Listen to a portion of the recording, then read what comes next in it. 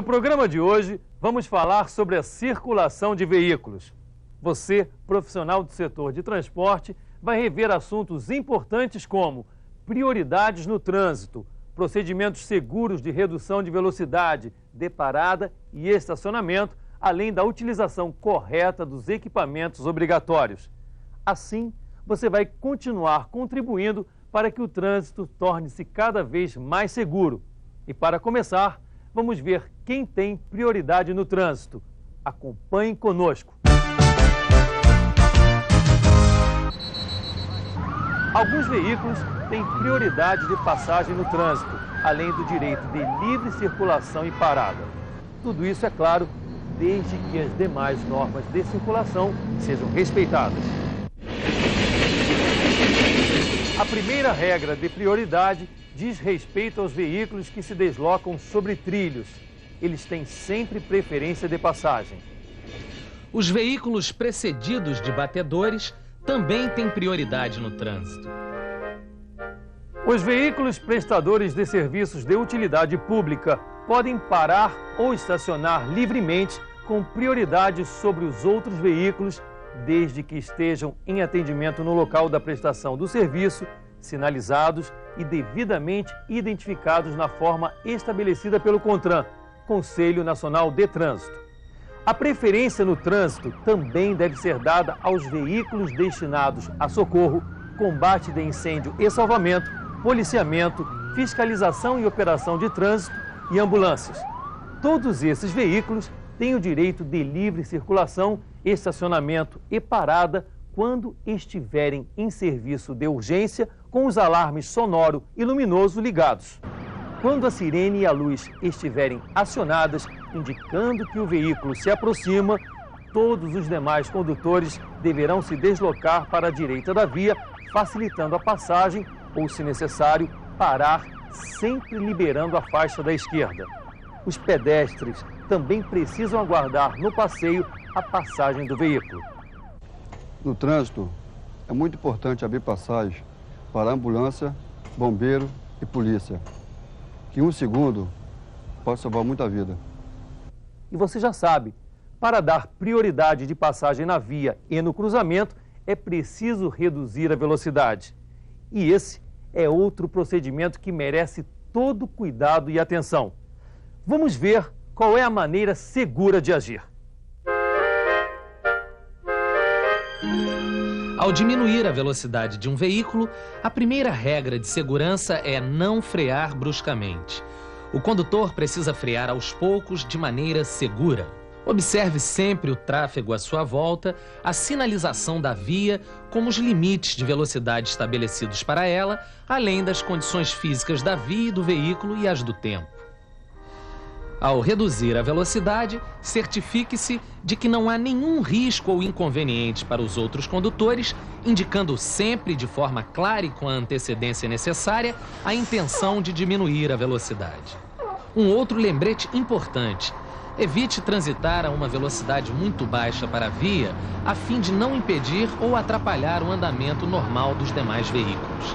A velocidade mínima permitida é exatamente a metade do limite máximo permitido na via onde estiver trafegando. Na hora de parar e estacionar o seu veículo, existem também algumas normas a serem respeitadas. Nos casos de emergência, em que for preciso fazer uma parada temporária do veículo no leito da via, ou mesmo no acostamento, deve-se utilizar imediatamente o triângulo, colocado a cerca de 50 passos do veículo. Se forem locais que ofereçam maior risco, como rodovias de pista única, reforce a sinalização usando também outros elementos, como galhos de arbustos, a mais de 100 passos do veículo. Para embarque e desembarque de passageiros e carga e descarga de mercadorias, existem procedimentos mais específicos.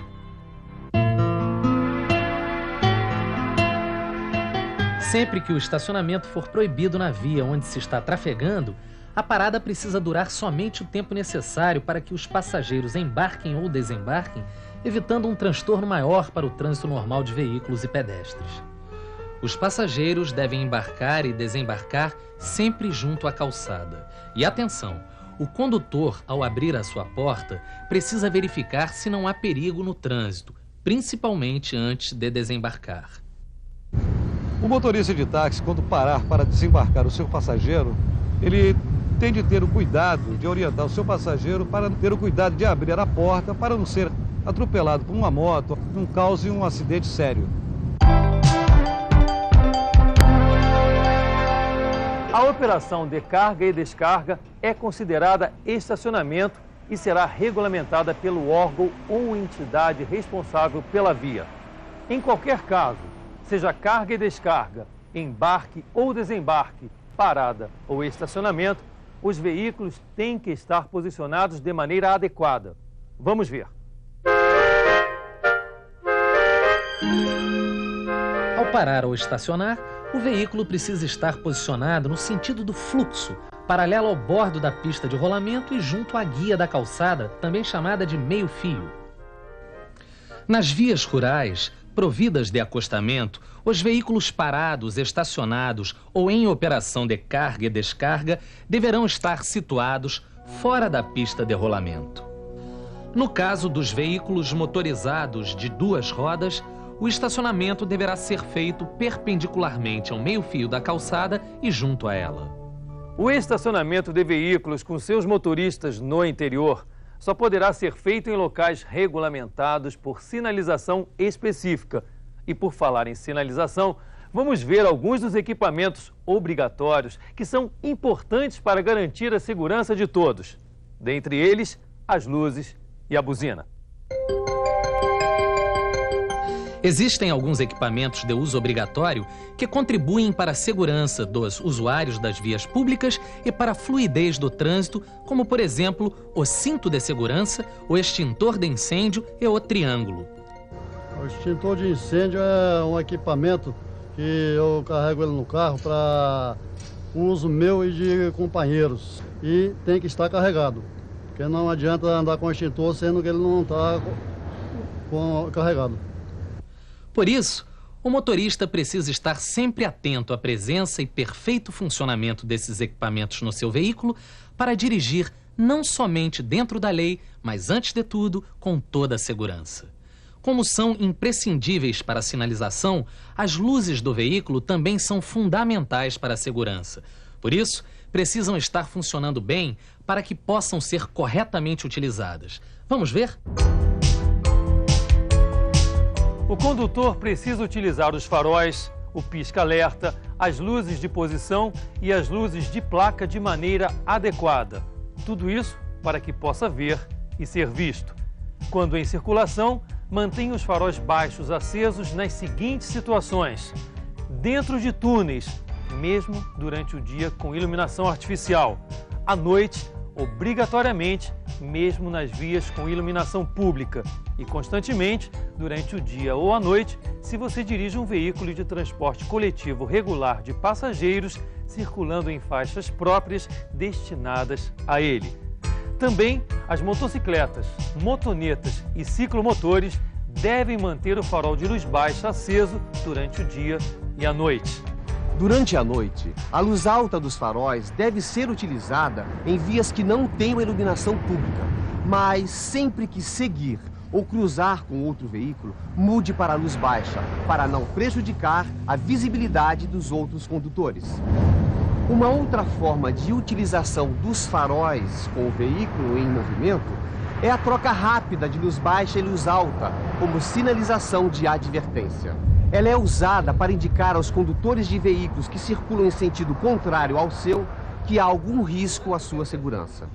Pisque os faróis quando tiver a intenção de ultrapassar o veículo à sua frente.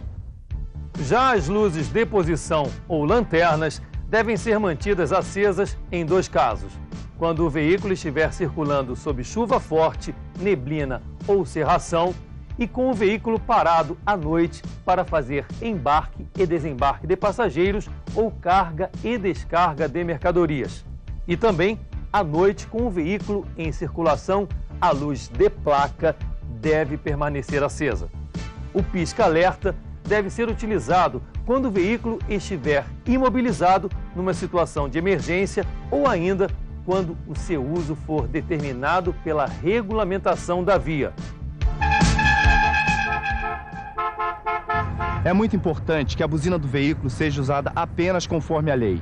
Essa é também uma maneira de tornar o trânsito mais tranquilo, com um pouco menos de poluição sonora e estresse. O uso da buzina deve ser restrito aos seguintes casos: para fazer advertências necessárias que possam evitar acidentes e fora das áreas urbanas, quando for conveniente advertir ao outro condutor que você tem a intenção de ultrapassá-lo. No programa de hoje, vimos algumas regras de circulação de veículos previstas no Código de Trânsito Brasileiro. Você, profissional que trabalha no setor de transporte de passageiro ou de carga, relembrou junto conosco quais veículos têm prioridade de passagem no trânsito. Vimos ainda os procedimentos seguros para reduzir a velocidade de um veículo, além de falar sobre parada e estacionamento. Por fim, relembramos quais são os equipamentos obrigatórios para o seu veículo e vimos como as luzes e a buzina devem ser corretamente utilizadas. Fique ligado e até o próximo programa.